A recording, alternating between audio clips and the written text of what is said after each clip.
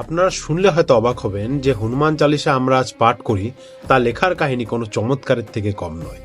আমেরিকার লেখক ফিলিপ লুজেন্ডফ তার পুস্তক টেল অফ ডিভাইন মাঙ্কিতে লিখেছেন, সম্রাট আকবর একবার তুলসীদাসজিকে নিজের দরবারে ডাকে। তুলসীদাসজি মানা করলে তাকে জবরদস্তি দরবারে নিয়ে যাওয়া হয়।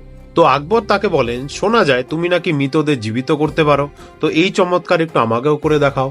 তখন তুলসীদাসজি বলেন, আমি কোনো চমৎকার করতে পারি না, আমি রাম নাম জপ করি আর এই নামেই চমৎকার হয়। এটা শুনে ক্রোধের বশে আকবর তাকে কারাবন্দী করে, আর এখানেই তিনি হনুমান চালিসা লেখা শুরু করেন। রোজ একটি করে চৌপাহে লেখেন, এবং যখন 40 দিনে হনুমান চালিসা লেখা সম্পন্ন হয় তখন আচমকা হাজারো বানর ফাতেপুর সিকরিতে আক্রমণ করে বসে। বানরের অত্যাচারে থাকতে না পেরে আকবরের হাফিজ তুলসীদাসজিকে মুক্তি দেবার দরখাস্ত করে, এবং আকবর যখন তুলসীদাসজিকে মুক্তি দেয় তখন অবিশ্বাস্যভাবে সমস্ত বানর জঙ্গলে ফেরত চলে যায়।